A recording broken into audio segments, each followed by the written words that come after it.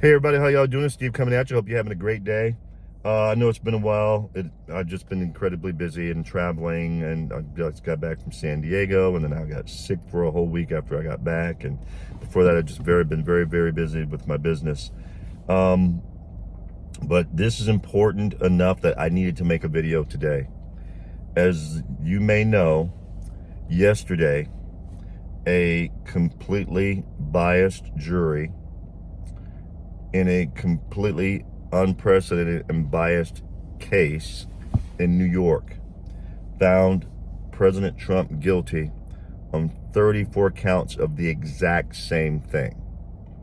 And the way they did that is they had one count of falsifying records, but they said there were 34 different ledgers for it. So in other words, it showed up in 34 different places. So for every little place it showed up, they made that a count. So it's one count, they turned it to 34 counts, and the libs and the leftists and the anarchists and the communists and the Marxists are all celebrating. And I'll be honest, I'm pissed. This should never have happened. This can't happen in this country. The whole innocent till proven guilty thing, now a lot of us already knew, and my uncle told me this years ago when I was a young man, that we have the best justice system money can buy. But as it turns out, not even a billionaire, if they hate you enough, it won't buy you your freedom. If you're considered an enemy of the left and the uniparty and the deep state, they will come for you. This is disgusting. And for any of you who think that pathetic excuse for a judge, Merchan, won't put Trump in jail, notice his sentencing isn't until July 11th, I believe it is, which is like 3 or 4 days before the Republican convention. Do you think that's by accident? They have all of June that he could have been sentenced. And they're going to wait until July, and basically the first week of July. They're going to wait until July 11th to sentence him? Really? Is that what we're doing?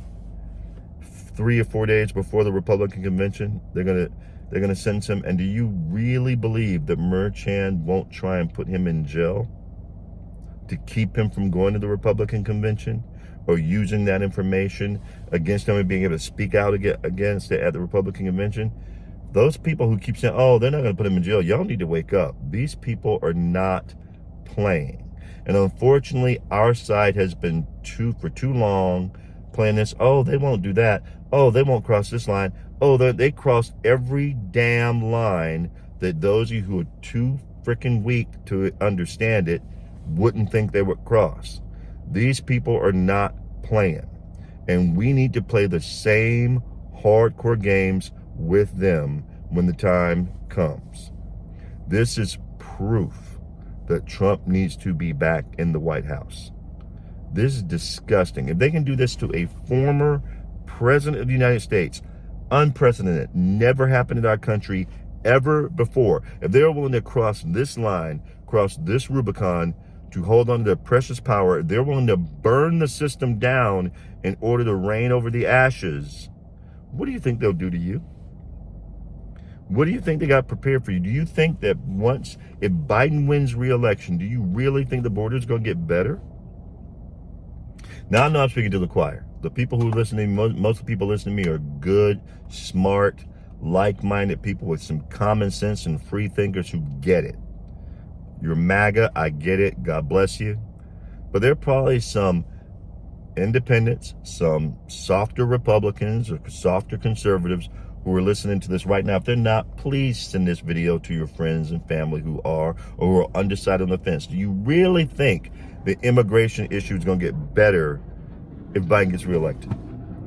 When he don't have to worry about running for another reelection, do you think the border is going to get more open or more closed? Do you think the illegals that are already here, that he's already allowed in, are going to get amnesty or not get amnesty? And don't think he won't blanket give them amnesty. He blanket gave college students, even though he's told twice by the Supreme Court he couldn't do it, loan forgiveness. Do you think he ain't going to give illegals border forgiveness. This is a real fight we're in, folks. And for those of you who didn't realize it, those of us who did realize it, have been telling you for a long time, this is a real effing fight. Y'all better be ready. We have got to go out and vote. And I don't want to hear no excuses. The silent majority can be silent no more. I'm not talking about going on election day, because you know what kind of BS games they're going to play on election day.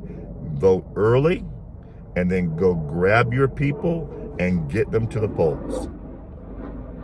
Mail-in ballots. You got family members, when they mail those ballots in, you tell, hey, you R, straight down the line. From the president all the way down to dog catcher. R, straight down the line. I don't care.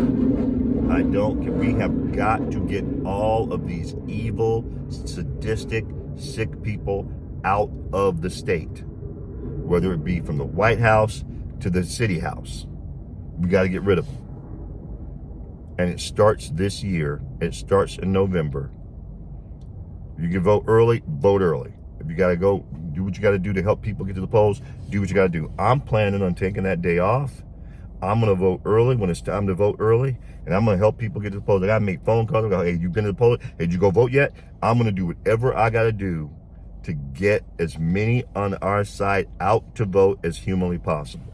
Share this video with people you know and you love and you care about. If you care about this country, it is time to stand the F up. And the only reason I'm not cursing more is because I have family and people who I love who don't like me cursing in this video. But I promise you, I'm ready to curse like a freaking sailor. I'm pissed. Y'all should be mad too, and if you're not, your wood is wet. That's all I got to tell you. You don't. I promise you, I remember a different America. And in the immortal words of Ronald Reagan, we do not want to be the generation that says to our grandchildren, I remember a time when America was free. It is time to stand up. Let's go. No more games. Y'all take care.